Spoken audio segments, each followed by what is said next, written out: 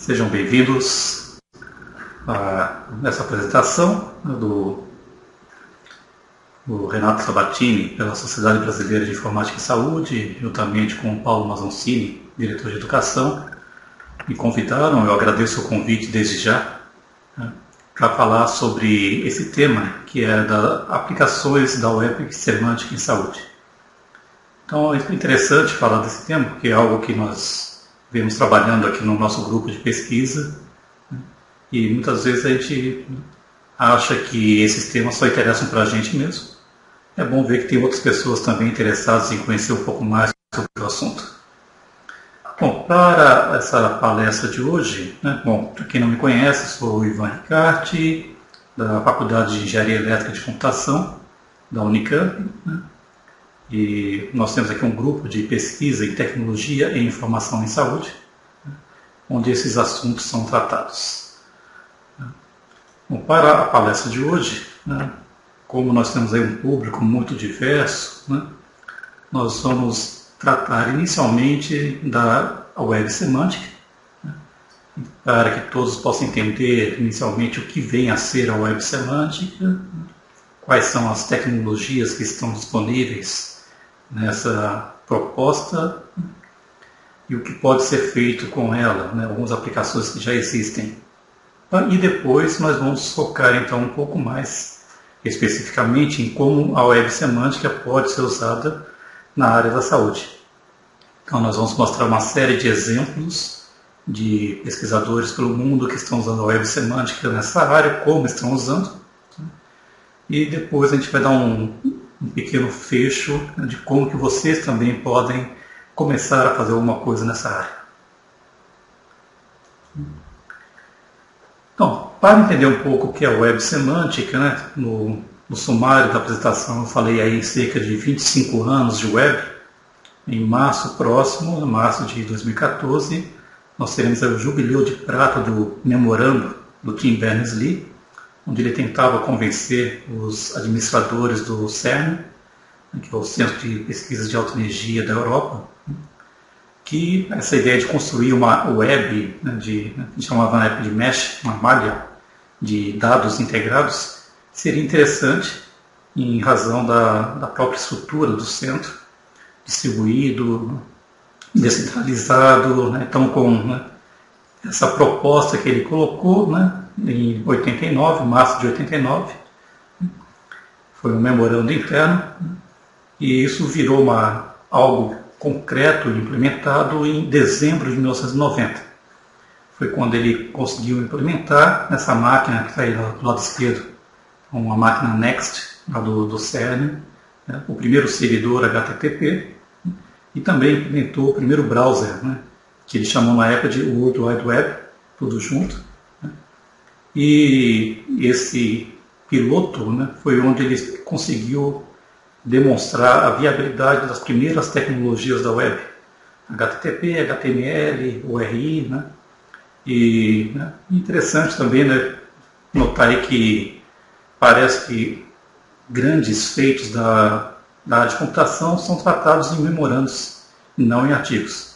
Nós temos aí o exemplo da arquitetura de von Neumann, um memorando de 45, e esse memorando da web, de março de 89, e o artigo que foi submetido para a conferência na época, a conferência da ACM, Hypertext, de 91, não foi aceito como artigo completo.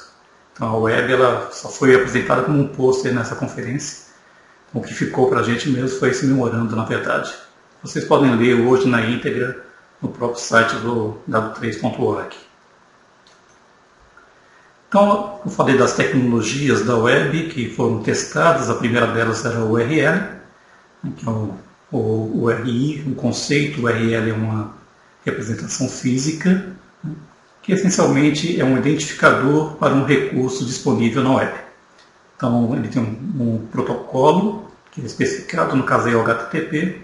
Existem outros, como o FTP, Mail.to, um endereço de um servidor, com uma porta opcionalmente, depois de 2 pontos. Se não tiver a porta, ele assume que é a porta 80, que é o padrão do servidor HTTP, e o caminho para o arquivo que você quer encontrar. Então, a partir desse protocolo, você consegue identificar qualquer recurso na web. Então, esse foi o primeiro conceito importante da web nessa implementação do Tim Berners-Lee. Um outro conceito importante também, o protocolo HTTP, um protocolo simples, em cima do TCP/IP, para transferência de arquivos, onde você tem um comando para solicitar um recurso de um cliente para o servidor. Aí nessa figura tem um exemplo com o GET, um outro comando do HTTP é o POST, quando você quer colocar alguma coisa no servidor. E é o formato da resposta do servidor para o cliente. Então, uma interação HTTP, geralmente, ela tem essa solicitação do cliente. Então, o cliente é o nosso navegador, você coloca o endereço, manda buscar o recurso, vai até o servidor com essa mensagem por baixo na internet, vem essa resposta do servidor, que no nosso cliente, no nosso navegador, ele é apresentado com uma página, ou qualquer que seja o outro recurso que você buscou. E a terceira tecnologia original da web, a forma de você representar as páginas por meio de uma linguagem de marcação, que é o HTML. Essa linguagem é uma linguagem especificada a partir do SGML, que é um padrão que teve seu início de especificação na década de 60, virou um padrão internacional em 86, e nessa época, já em 89 e 90, foi usado pelo Tim Berners-Lee para poder representar a conexão entre recursos por meio dessas hiperreferências. Nós temos aí um exemplo do href, o nome do artigo. Então, o grande diferencial da web em relação às outras formas de disponibilizar informação na época, é que as outras formas tipicamente eram organizadas hierarquicamente, uma estrutura de árvore que não era adequada para a característica que ele estava buscando, e aí ele trouxe essa proposta de usar o hipertexto para esse fim.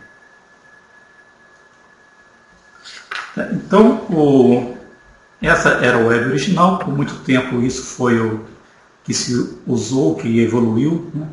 Então, os navegadores gráficos foram surgindo em cima dessas mesmas tecnologias, e alguns avanços podem ser observados na web desde então. Um dos primeiros é a introdução do XML, que é o Extensible Markup Language.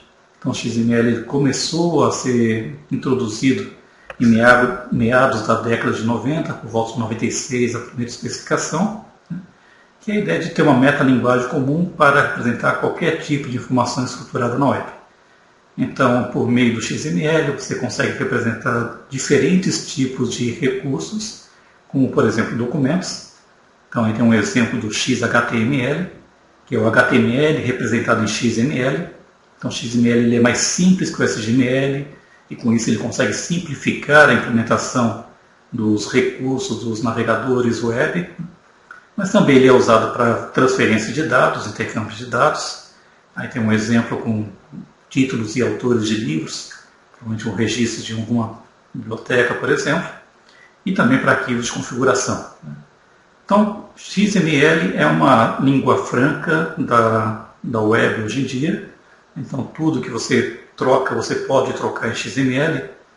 É por esse motivo também que nós temos que usar o termo XML com algum cuidado. Então, não adianta nada você falar, por exemplo, que na minha aplicação eu vou usar XML, como se isso fosse resolver todos os problemas, porque, na verdade, quando você fala isso, não está dizendo nada, porque pode ser qualquer coisa em XML. Um outro avanço também, aí desde a web original, a HTML, só para dar um contexto aqui da importância dessa contribuição, ele foi evoluindo, ganhando novas versões, e muitas vezes os acréscimos que eram dados ao HTML eram no sentido de incorporar atributos associados à aparência do documento, à aparência do texto.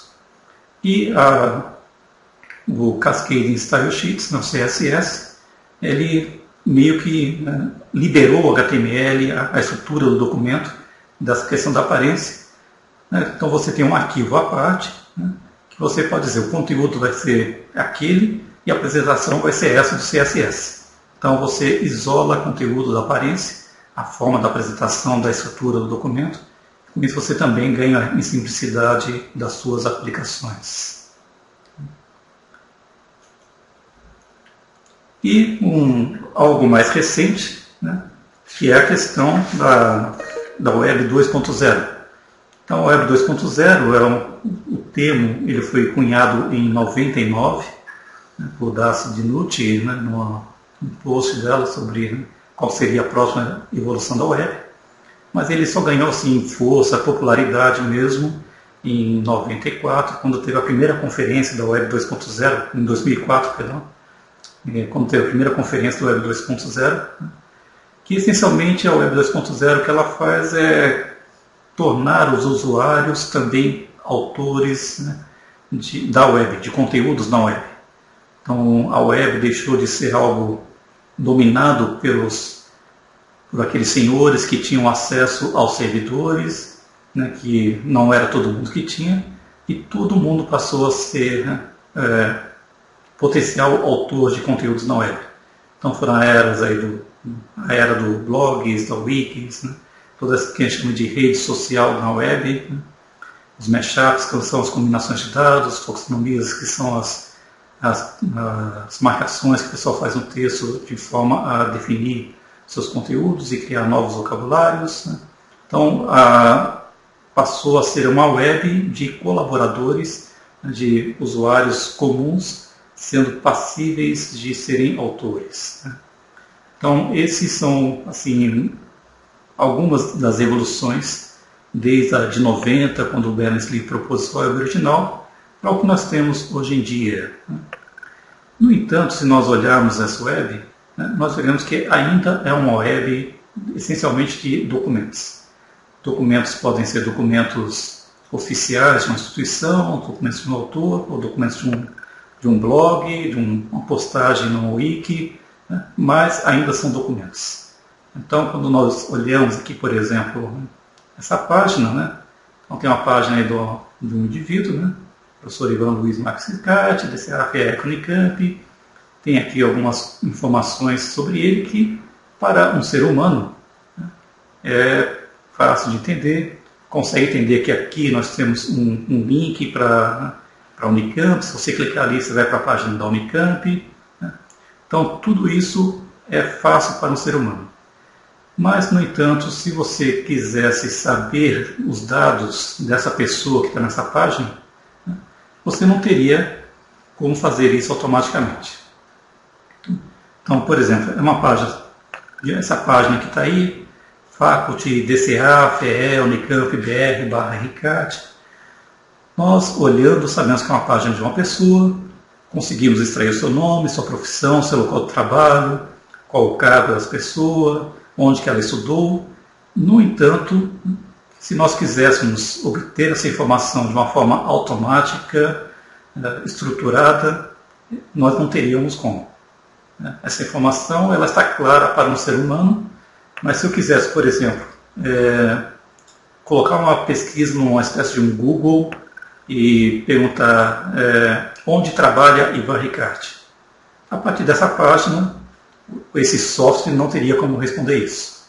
Ou ainda perguntar em que cidade que Ivan Ricarte trabalha, que exigiria sair da informação de que Ivan Ricarte trabalha na Unicamp, depois entrar na página da Unicamp, saber que a Unicamp fica em Campinas.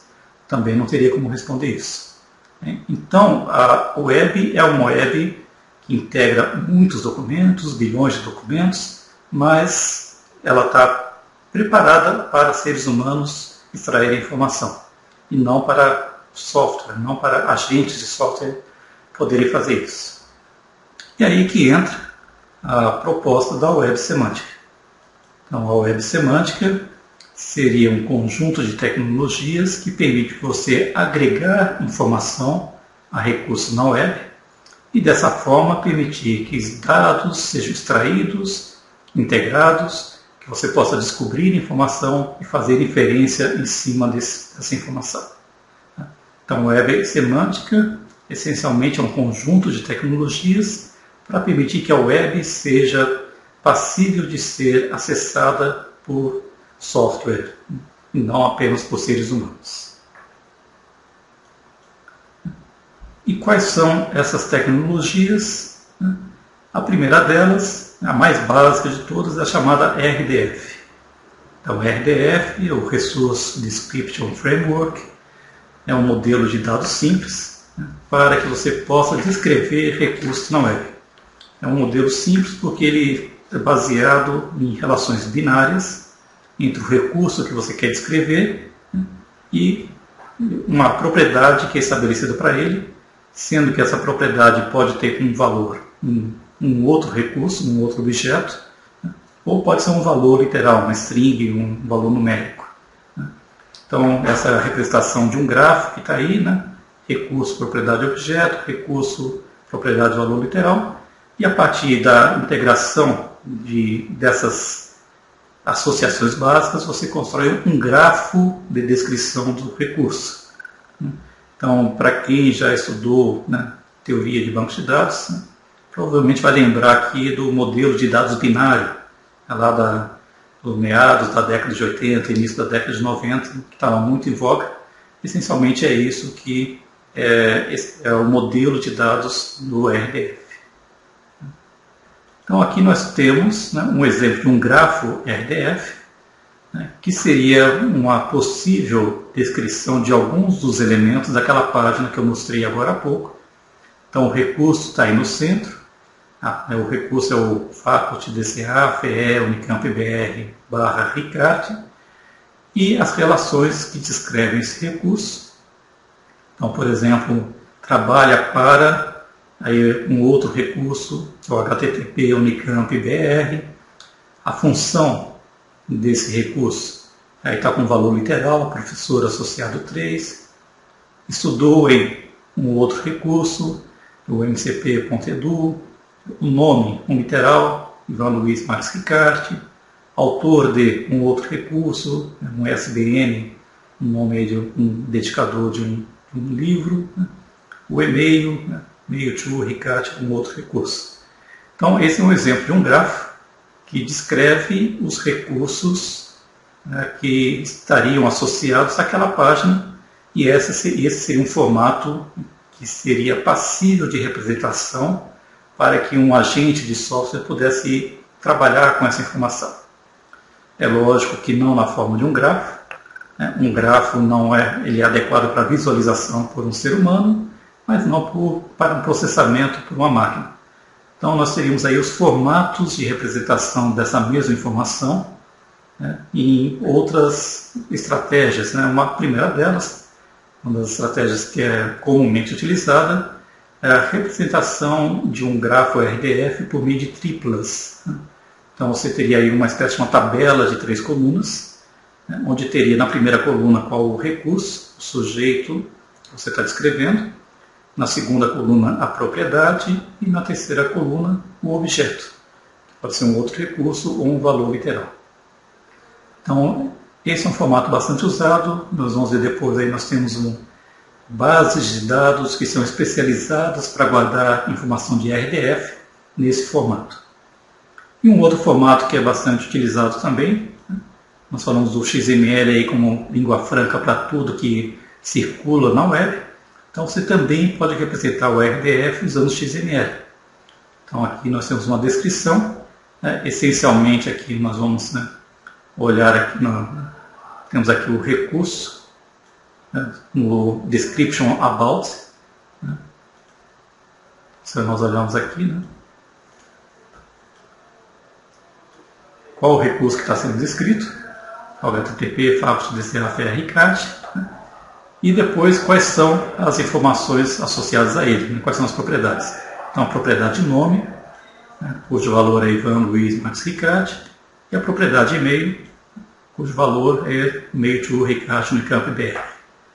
Então esse é um exemplo aí de uma descrição de RDF usando XML. Qual que é o benefício de você ter essa representação, essa informação associada a uma página? Um primeiro benefício é que você poderá certamente melhorar em muito os resultados da sua busca. As buscas feitas atualmente na web são buscas sintáticas. Então, Você analisa se um termo, uma palavra ocorre no documento. Então, quando você busca uma palavra ou um sinônimo daquela palavra, você recupera aquela página. Então, se eu quisesse, por exemplo, procurar o Ricardo, que é professor da Unicamp, né? Hoje em dia eu coloco o Ricardo, professor Unicamp, no Google, e ele vai trazer algumas páginas, né, referentes ao Ivan Luiz Marques Ricarte, mas também vai trazer páginas de outros Ricartes que não necessariamente trabalham na Unicamp, mas que porventura têm estudado na Unicamp. Então, o professor Roberto Ricarte é professor da PUC e estudou na Unicamp, fez o doutorado na Unicamp. Então, mas ele não é o Ricarte que é professor da Unicamp. O Google não saberia fazer a diferença entre esses dois recursos.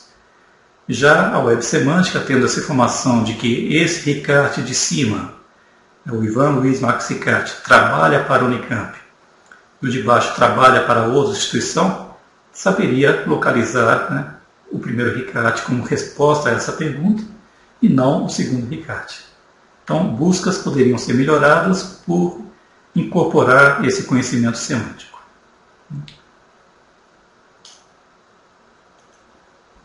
Um outro benefício possível, né, é você permitir integrar informação, né, esses dados estruturados, a partir de diferentes páginas, a partir de diferentes recursos.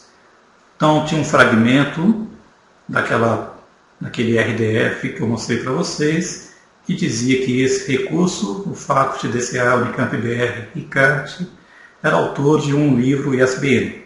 Né? Agora, que livro é esse? Então, por meio da integração dessa informação, nós poderíamos localizar, né, esse recurso num outro local, saber que esse recurso tem lá uma editora, que é a Grupo Gene, tem um título, prontuário do paciente, tem um ano de publicação, e tem lá os seus autores, Ivan Ricarte e Maria Cristiane Barbosa Galvão. Então, eu não precisaria armazenar essa informação na página do Ricarte. Passaria a ter essa referência e, a partir da referência, eu seria capaz de recuperar essa informação complementar.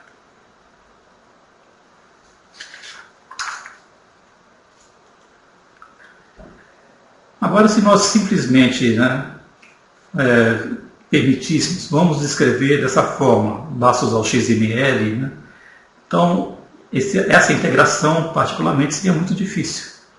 Porque você não teria uma uniformidade entre as representações dos recursos armazenados em diferentes locais. Então, para você permitir que essa codificação tenha um certo grau de uniformidade, existem alguns protocolos que são seguidos. Então, o primeiro deles é que os termos que são usados nas descrições em RDF e as propriedades que você utiliza, elas estão associadas aos chamados namespaces. Espaços de nomes, onde você define os vocabulários que serão usados nessas descrições. E esses namespaces podem ser definidos de duas formas. A forma mais simples é por meio de um esquema RDF. Então, o RDF esquema é um formato, é uma linguagem que também pode ser expressa em XML, que permite você definir quais são os termos e os relacionamentos usados, né, dentro de um arquivo RDF. Então, se nós olharmos aqui esse exemplo que apresentamos aqui agora há pouco, né, de uma representação do RDF XML, logo aqui no início, né, nós temos aqui essas duas definições, XML, NS. Né? Então, esse aqui é o namespace que vai ser usado na descrição. E estamos usando aqui dois namespaces. Um que é da própria definição do RDF, né, e outro que é de atributos que foram definidos nesse arquivo aqui do RDF, nesse diretório do Faculty Ricarte. Né. Então, esses são os namespaces que são utilizados. Né. Então, essa é uma definição do namespace usando o RDF esquema. Né. O RDF esquema ele é muito simples, muito básico, ele essencialmente define um vocabulário. Se você quiser definir algo mais elaborado, conhecimento sobre uma área, uma representação de conhecimento mesmo, você vai precisar de um outro padrão, que é uma definição de uma ontologia.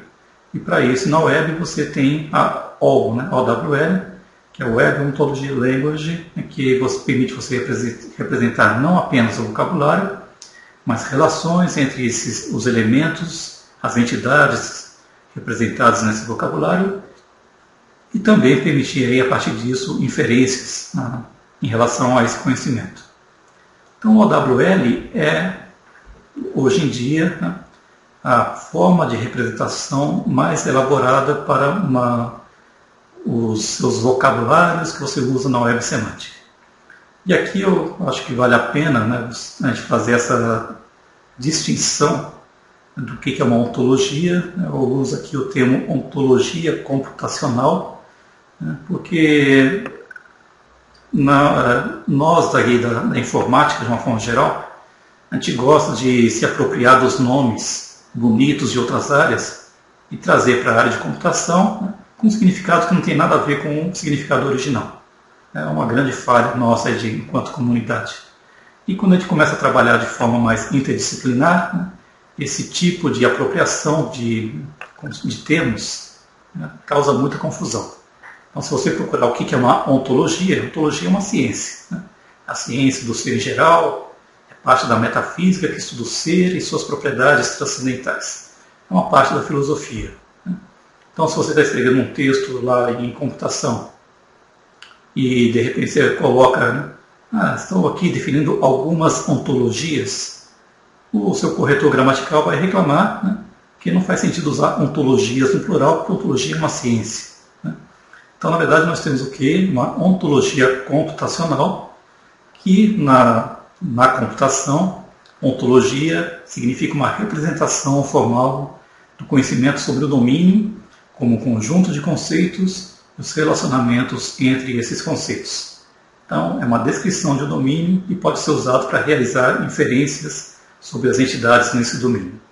Então, isso é a ontologia que o OWL se propõe a representar, tá? Não a ontologia da filosofia. Então, essencialmente, é um vocabulário e o seu significado. Como que você constrói essas ontologias, né? Então, o OWL ele tem algumas primitivas. Ele constrói essas primitivas a partir daquilo que o RDF Schema se propõe a construir. Então, algumas primitivas, algumas definições vêm do RDF Schema. Então, definir uma classe, uma propriedade, que são os elementos básicos para você representar um RDF. E ele introduz uma série de outras descrições possíveis sobre as classes. Então, por exemplo, definir uma classe de equivalência, dizer que um recurso ou uma classe é a mesma que um outro recurso ou uma outra classe, que permite fazer aquele matching que nós comentamos aqui quando falamos da integração que seria possível com o RDF. Definir características de propriedade, essa é uma propriedade simétrica, essa é uma propriedade transitiva, definir cardinalidade, o número máximo de ocorrências, número mínimo, número exato, né? Restrições. O OWL, né, ele está aí existe uma versão 2, uma versão mais apropriada para a web, né, que tem uma série de perfis, mas não vou me alongar muito em relação a isso, né, essencialmente, só para citar, né, ou só para dar o contexto para quem está interessado, o OWL ele é uma classe de description logic, uma lógica descritiva, e que tem uma série de perfis, né, com diferentes graus de complexidade. Então, aqui um pequeno fragmento do OWL. Né?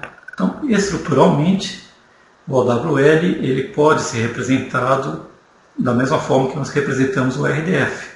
É um gráfico com propriedades. Aqui, adicionalmente, nós temos aí as propriedades junto com as características da propriedade.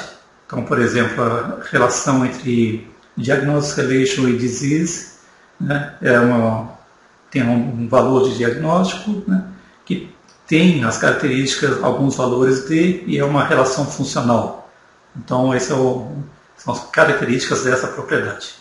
Estruturalmente, é como o RDF, A diferença estaria aí na questão da inferência que é possível fazer em cima dessas descrições. Então, com essas tecnologias, essencialmente, nós cobrimos o que é a estrutura da web semântica. Então, na base, estão aqui os recursos, usando aí as URIs, que são os dedicadores uniformes de recurso, essencialmente uma URL para qualquer coisa, não necessariamente para um arquivo. O XML como língua franca para a troca de documentos nessa estrutura da web, o RDF como uma base da web semântica, o RDF esquema como base para descrever o vocabulário do RDF, e as ontologias que são construídas em cima do RDF esquema, com essa possibilidade de definir as propriedades associadas às propriedades do RDF esquema.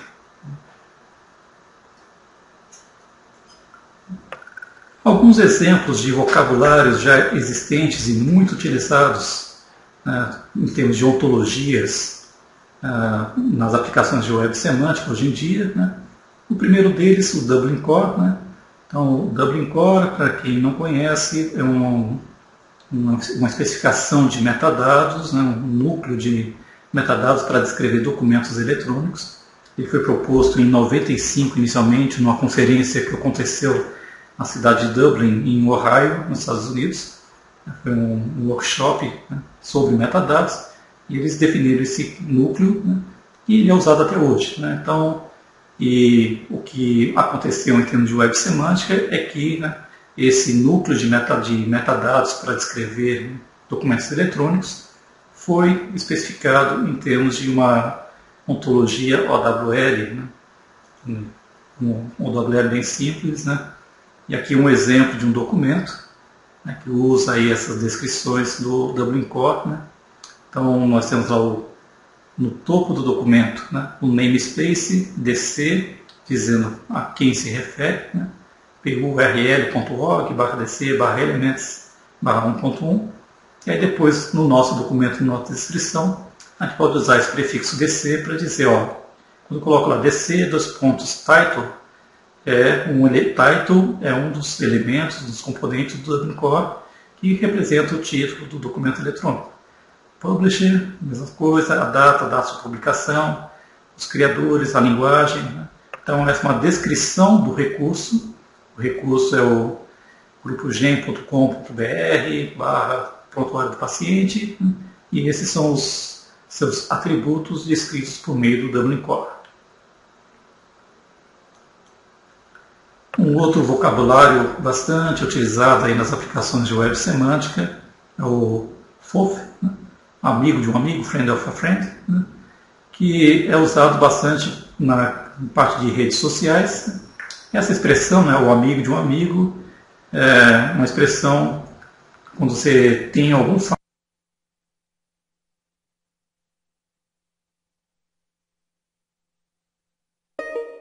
fato que você não consegue especificar muito bem qual é a origem, não pode verificar a origem daquela informação. Esse aqui foi um amigo de um amigo que contou para mim. Então, e isso o pessoal usou esse termo como uma brincadeira aí para você estabelecer relações em redes sociais, principalmente, para dizer essa pessoa, quem é que ela conhece. E essa ontologia, ela permite descrever essencialmente os dados do mundo virtual. Então não vai colocar endereço físico, não coloca o relacionamento real que existe às pessoas, mas simplesmente os dados do mundo virtual, qual que é o e-mail, qual que é o identificador do Skype, e se conhece, quem conhece, quais são as outras pessoas que são conhecidas. Então, um exemplo aí de uma descrição no FOF. Aqui é a minha ficha, o Ivan Ricarte, tem um título, um nome, o nome e sobrenome, qual que é o endereço, o inbox, uma homepage, e aí mais para baixo tem quem ele conhece. Então aí tem só uma pessoa aqui nesse fragmento, conhece uma pessoa cujo nome é Cristiane Galvão, que tem um e-mail mgalvão@usp.br. Aí a ficha completa e teria o nome de outras pessoas que seriam conhecidas. Então, tomei a liberdade aí, Cristiane Galvão, que me desculpe, de colocar seu exemplo aí como nesse caso. E um outro vocabulário, também é bastante utilizado nesse conceito de web social, web 2.0, é o SHOC, que é as comunidades online socialmente interconectadas, que essencialmente descreve postagens. Postagem no fórum, postagem no blog, numa lista de discussão. Então você tem a descrição da postagem, e onde ela foi colocada, quem é o autor, quando fez, e quais são as respostas que tem. Então, aqui um exemplo de uma descrição em SHOC. Então aqui nós temos lá na primeira linha qual que é a postagem, então about, então tem lá a informação sobre o create connection between discussion clouds with SHOC. Aí tem o título da postagem, a data de criação, em que blog foi colocado o container, quem é o criador, então é o usuário 1 dessa nuvem de usuários, qual que é o conteúdo, quais são os rótulos e quais são as respostas que houveram para essa postagem. Então esse é um exemplo aí de um uso desse vocabulário. Aplicações. Então nós mostramos aqui algumas ontologias, que aplicações que usam essas informações, esse RDF, o OWL. Certamente a mais, hoje em dia, aí, mais falada é a questão dos dados abertos ligados na web. Então, isso aqui é um grafo, não é o grafo mais atual, das fontes de RDF que você tem na web. Então, esse não é o mais atual, mas eu coloquei porque ele tem essas cores bonitinhas, que permite a gente definir alguns domínios aí de áreas de aplicação. Então tem aí política, aqui no canto é azul. Por exemplo, a versão mais atual tem das fontes de dados que tem aqui em RDF, são os políticos brasileiros. Então você pode entrar nesse site RDF, digamos assim, e buscar informação sobre os políticos que foram candidatos nas últimas eleições. Todos aqueles dados que são públicos, que os políticos têm que registrar para poder cadastrar a sua candidatura, estão disponíveis na web por meio desse RDF, chamado Políticos Brasileiros. E aí você pode ver lá a declaração de imposto de renda da Dilma Rousseff. Então você vê quantos apartamentos que ela tem, onde são os apartamentos e tudo mais. E aqui, nessa parte mais embaixo à direita, em rosa, são as fontes de RDF, de dados abertos aí, ligados à área de saúde. Então aí você vai encontrar, por exemplo, tem o PubMed. Então o PubMed tem aí quase 800 milhões de triplas de informações naquele formato elementar sobre os artigos que estão lá cadastrados e publicados. Tem também aí o link de CT, que é de Clinical Trials, experimentos clínicos, informações sobre experimentos clínicos, tem aí cerca de 2,5 milhões de triplas armazenados. Tem o de Drug Bank, que é o de drogas que são medicamentos aprovados pelo FDA americano. Então são alguns dos exemplos de fontes de informação que usam regularmente o RDF já hoje em dia. Aqui um exemplo, esse é o site do DBpedia. O DBpedia é um esforço da comunidade para tentar traduzir toda a informação que está na Wikipedia para o formato de dados estruturados. E aqui é uma visualização, o page, não é o RDF, é o original, também está disponível, mas aqui é só a visualização da informação. Então nós podemos ver aqui que ele descreve este recurso, Organização Mundial da Saúde, aqui nesse exemplo. E aí nós temos uma tabela que apresenta a propriedade e o valor. Então seria naquele grafo, no centro do grafo estaria o recurso Organização Mundial da Saúde, o arco propriedade, nesse primeiro caso é o abstract, e o valor, né, o resumo aí da descrição desse recurso em diferentes línguas. Existe também uma versão do DBpedia exclusivamente em português, é o pt.dbpedia.org. Né. E aí só, né, para ver outros atributos, né, nessa mesma página. Então aqui, por exemplo, nós teríamos aí a informação nessa base de dados estruturada, né, de que o diretor-geral da Organização Mundial de Saúde é a Margaret Chan, né, que a sede da Organização Mundial de Saúde fica em Genebra, na Suíça, que essa organização tem cerca de 8 mil funcionários, né, e tem aí que esse recurso ele tem uma série de representações do lado direito equivalentes, né, que são a descrição do mesmo recurso, né, em diferentes línguas. Então, esse seria um extrato, né, com alguns excertos da descrição de dados estruturados desse recurso. Então, com isso, né, nós finalizamos aí a primeira parte, né, para dar uma ideia do que é a Web Semântica.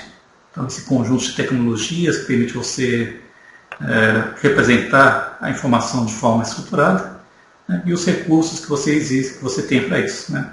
Então, você já tem vocabulários RDF, você já tem algumas ontologias em OWL, né? Existe aí uma linguagem de consulta para você consultar, né, esses recursos em RDF, que é o Sparkle, né, uma linguagem de consulta específica para a Web Semântica, e você tem aí recursos web para ter acesso a essa informação. Né? Então, e nós temos aí também uma série de ferramentas que eu vou voltar a falar um pouco mais adiante. Então, como que a Web Semântica pode ser usada na área de saúde? E aí, né, nós vamos, primeiro, né, só para contextualizar o que nós estamos falando aqui, falar rapidamente do conceito de saúde. Né, para ficar claro para todo mundo, saúde não é simplesmente ausência de doença. Pela definição da OMS, a saúde, né, é o completo bem-estar físico, mental e social, né, de um indivíduo, né? E esse conceito passa, né, ele é baseado, né, isso aí é uma proposta lá do nosso livro do Prontuário do Paciente, né, essa visão do que é a saúde, né, em cima desses três conceitos, que é a integralidade da assistência, a equipe multiprofissional de saúde e o direito à informação em saúde.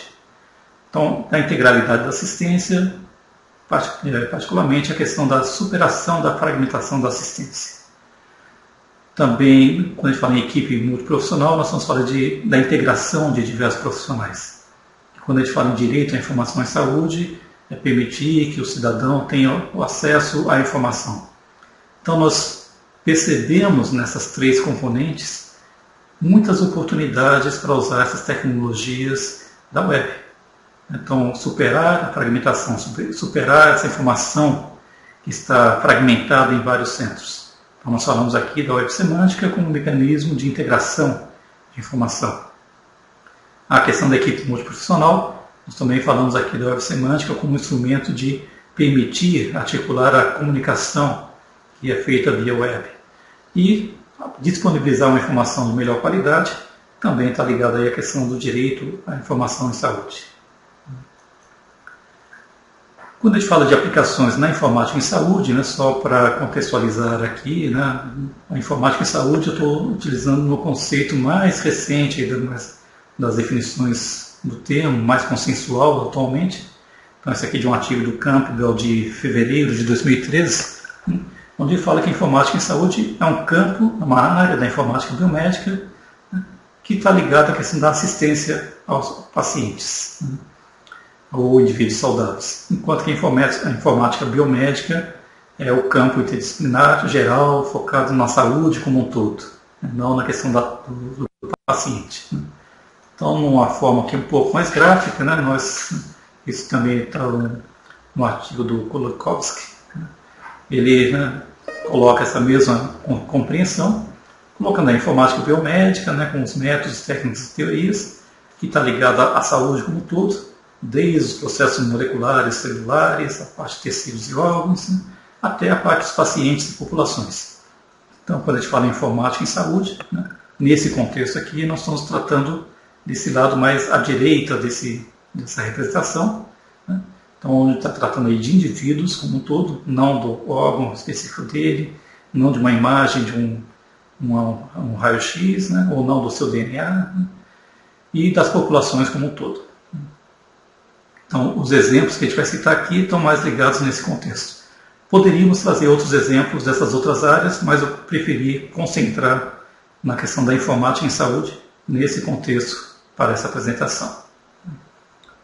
Então, nesse contexto, né, o que tem mais próximo, hoje em dia, de algo concreto já realizado, assim, de uso mais geral, é a chamada saúde 2.0 ou a medicina 2.0, que é essa proposta de usar as novas tecnologias da web, né, em torno desses 5 temas que estão aí, que é você permitir, né, uma integração de profissionais de saúde, pacientes, né, e pesquisadores, né, dentro desse contexto de uma rede interligada, né, com impacto nas práticas, né, tradicionais e colaborativas na área de medicina, com a possibilidade de oferecer uma atenção personalizada à saúde de cada indivíduo, né, e também promover a educação continuada a profissionais de saúde. Né, e por trás disso, né, todo o desenvolvimento e utilização de ferramentas associada a esses objetivos.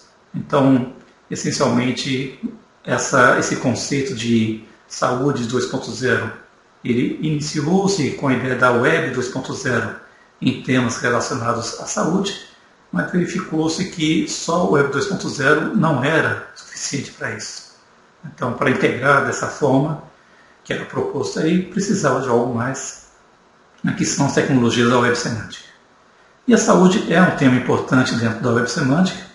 Se nós olharmos na página do W3C, né, o consórcio da World Wide Web, tem lá uma área que são as aplicações verticais dentro da web semântica, e nessa área, sim, tem apenas 2 exemplos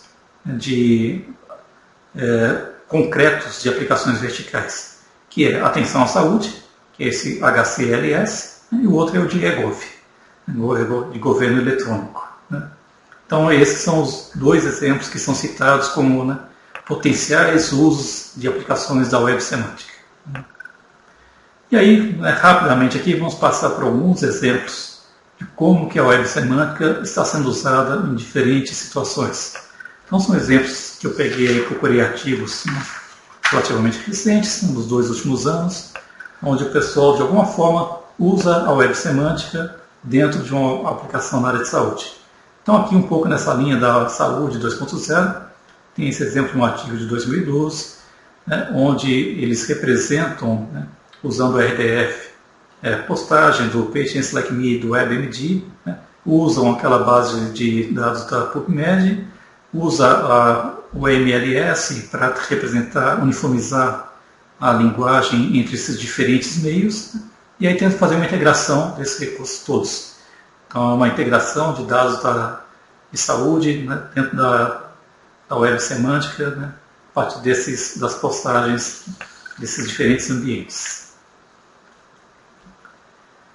Esse aqui é um outro exemplo, né, onde eles estão procurando, né, também usando a web semântica, né, eles fazem uma representação, né, de dados a partir de prontuários de OpenAIR, eles passam para a web semântica e a partir disso usam consultas em Sparkle para derivar indicadores de qualidade em uma área específica, né, de cirurgia de câncer e gastrointestinal. Né. Então esse é um trabalho aí também, né, de 2013, né, um trabalho recente, ilustrando um possível uso aí de, né, extração de informação a partir de prontuários usando os recursos da web semântica. E esse trabalho, é um trabalho também um pouquinho mais antigo, 2011, né, ele é um serviço de busca semântica de serviços de saúde. Né? Então, a partir de uma demanda, né, do paciente, coloca lá as suas condições, onde que ele está, descreve as suas necessidades, e esse serviço então vai procurar qual é o serviço de saúde mais apropriado para ele, né, se dirigir, né, no caso aí de um serviço, numa rede de atenção. Aqui nós temos o Eolazame, é um trabalho sobre uma integração de serviços dentro de um hospital. Então ele fala de vários pacotes de um hospital que eram isolados, e aí ele cria uma ontologia em OWL a partir de conceitos do CID-10 e da classificação comum de procedimentos médicos, o CECAM, e a partir dessa ontologia ele então integra esses serviços por meio da web semântica também. Aqui um trabalho do Eisenbach, esse é um trabalho mais antigo, só achei interessante trazer porque o Eisenbach é um dos nomes que trabalha muito com essa questão da web semântica. Então ele era um trabalho sobre a questão da informação que é disponibilizada para pacientes e seus familiares, que chamam de consumidores de uma forma geral. Então como que ele poderia dar algum nível, assim, algum rótulo de qualidade para a informação, a partir de informações como de onde que a informação veio, quem são as pessoas que escreveram essa informação, e para isso ele propõe usar, aí, no caso, o RDF, para derivar essas informações.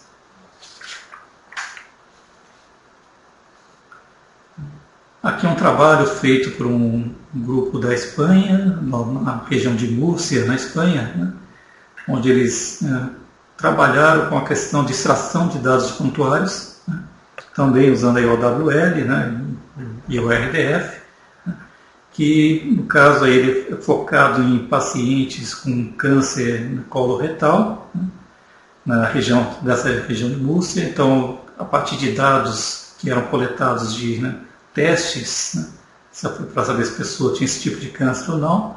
Então ele montou essa base de dados estruturados usando o RDF, e a partir disso pesquisadores que estivessem procurando os pacientes para estudos clínicos poderiam identificar quais seriam os seus sujeitos mais apropriados para o seu estudo.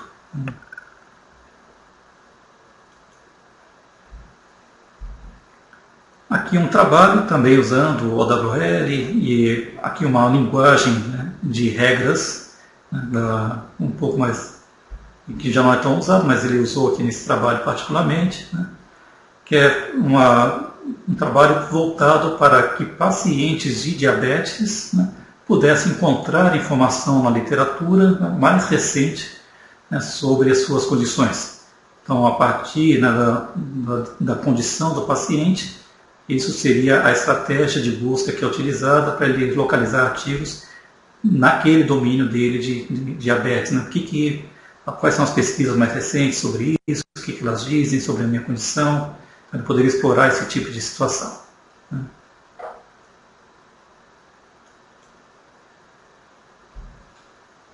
Esse trabalho de 2012, sobre planejamento de saúde médica, também é um pouco na linha daquele de procurar um serviço médico mais adequado. Então, é uma aplicação web que usa o RDF esquema e a linguagem de consulta Sparkle, para você representar os seus provedores de saúde, e aí o paciente, entrando lá sua localização, com a sua condição, também vai receber como resposta quais são os centros mais apropriados para que ele se dirija para o atendimento.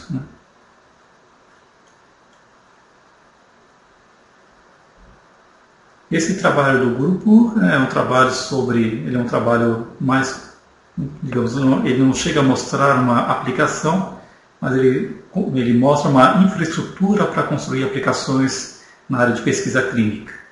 Então, usando aí o recurso da web semântica, essencialmente a RDF. Então, você descreve os seus sistemas, você descreve suas necessidades, suas demandas, usando os recursos da web semântica, e a partir disso você tem um mecanismo para construir os seus ambientes para realizar a sua pesquisa clínica.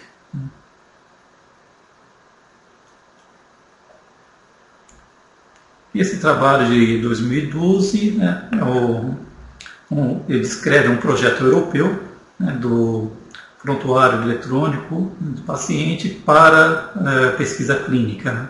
PHR for CR, né? Então, o CR de Clinical Research. Também, aí, no caso, para permitir, né, a partir de dados extraídos de prontuários que sejam representados em RDF, né, identificar pacientes mais apropriados para um estudo clínico, né, que seria, então, selecionado pelos pesquisadores usando a linguagem de consulta Sparkle.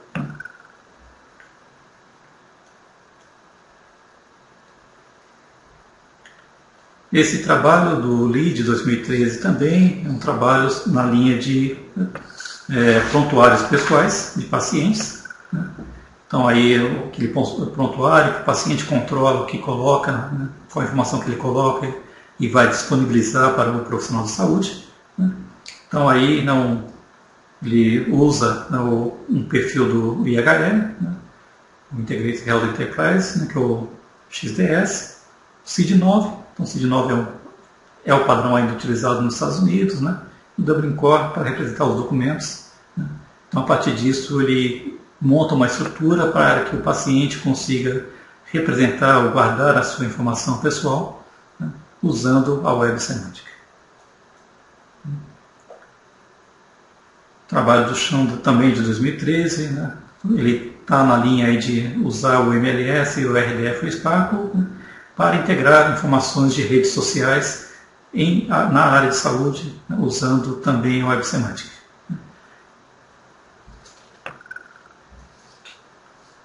Esse é um trabalho que vai na linha de descoberta de informação, né, então trabalho na área de mineração de dados, né.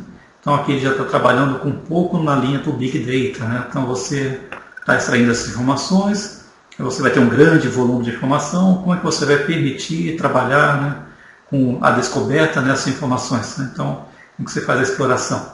Aí, no caso, ele usa uma linguagem, que é o R, né, que o pessoal usa muito para análise estatísticas e mineração de dados, né? E usa o Sparkle, né, para poder derivar quais são as informações que serão usadas nessas análises a partir de dados estruturados usando o RDF.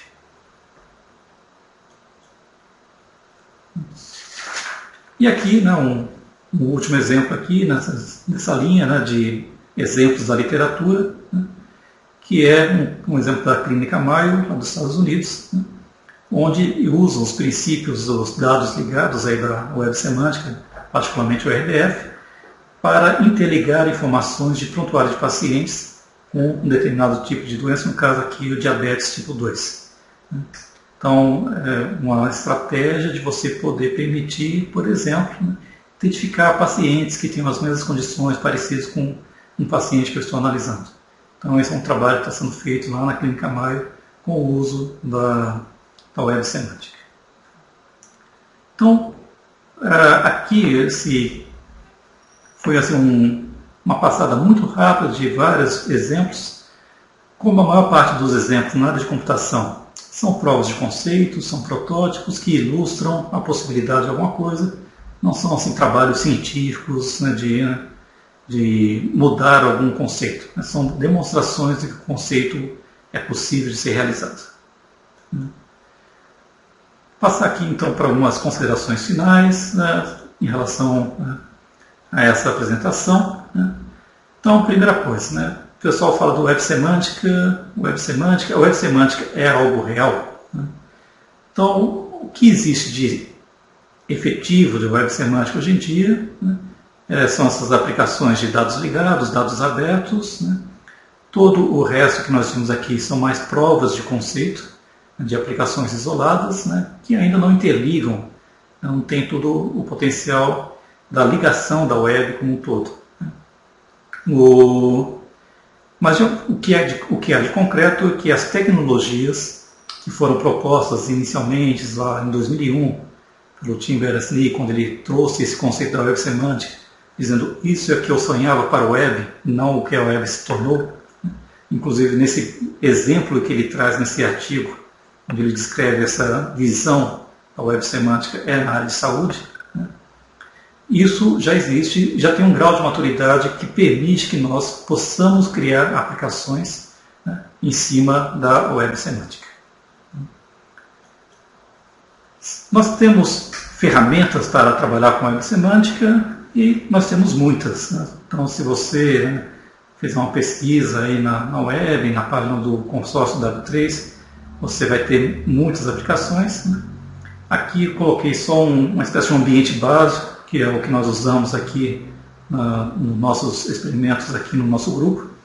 Quando nós precisamos criar uma ontologia, nós usamos o editor de ontologias, que é o Proteger.